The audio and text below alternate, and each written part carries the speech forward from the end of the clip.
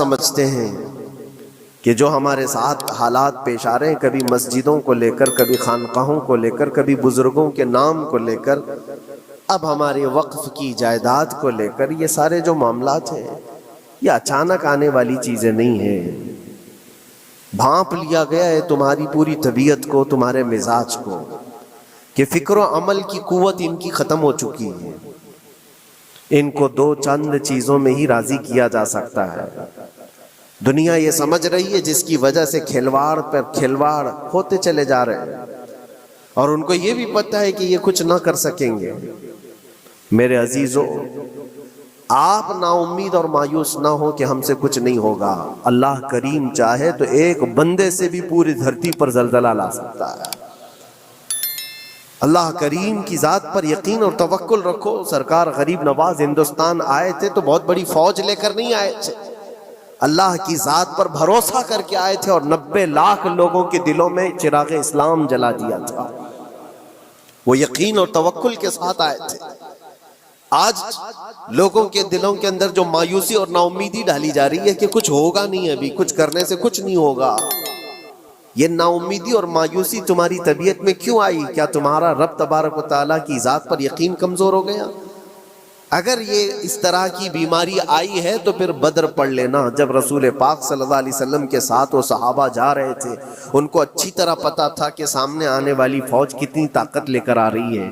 1000 لوگ آ رہے ہیں، ہاتھی گھوڑے ان کے پاس، ہتھیار اور اسباب ان کے پاس ہے، کھانے پینے کی مزے کی ساری چیزیں لے کر کے آ رہے تھے مکہ والے، اور ادھر صحابہ ننگے پیر ہیں۔ 313 کے پاس 4 گھوڑے ہیں، پیدل چلے آ رہے ہیں، چھاؤں لینے کے لیے کوئی جگہ تک نہیں ہے ان کے پاس۔ ایک کھجور کسی کے پاس ہو تو 10 لوگ اس پر اکتفا کر لیں۔ فاقے پر فاقہ کرنے والے وہ صحابہ، لیکن انہوں نے یہ نہیں کہا کہ اللہ کے نبی صلی اللہ تعالیٰ علیہ وسلم سے کہ ہمارے پاس اسباب کی کمی ہے، ہتھیار کی کمی ہے، کچھ نہیں، ہمارے پاس سواری نہیں ہے۔ بغیر سواری کے 180 کلومیٹر مدینے سے چل کر کے وہ بدر پہنچے تھے، بدر تک پہنچے تھے، اور اس وقت اپنی ساری محنتیں، اپنی ساری قوتیں انہوں نے زمین پر لا کر رکھ دیں۔ پھر بدر کے میدان میں جب پہنچے تب اللہ کریم کی بارگاہ میں دعا کیا تھا میرے مصطفیٰ نے، اے اللہ اگر اس نہتی قوم کو تو نے فتح نہیں دی تو پھر قیامت تک اس روئے زمین پر سجدہ کرنے والا کوئی نہیں ہوگا۔ یہ محبوبانہ انداز تھا میرے مصطفیٰ کا۔ وہ دعا مدینے میں بیٹھ کر کے بھی تو کر سکتے تھے۔ 180 کلومیٹر دور اتنی مصیبت میں دھوپ میں چل کر کے جانے کی کیا بات تھی؟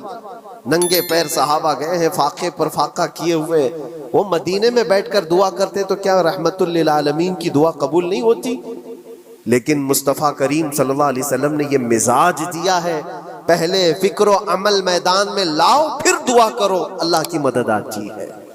یہاں ہم بیٹھ کر کے یہیں سے دعا کرتے ہیں، کچھ کرنا نہیں ہے، بدلنا نہیں ہے، اور فکر و عمل کو لانا نہیں ہے، تو پھر صرف یہاں بیٹھ کر کے دعا کرنا، یہ تو میرے عزیزوں عورتوں کو اس سے ذمہ داری دی گئی ہے کہ تم میدان عمل میں آ نہیں سکتی، تم اپنے گھروں سے دعا کرو اپنے بھائیوں کے لیے، لیکن یہ کام تو اب سارے مردوں نے بھی لے لیا ہے۔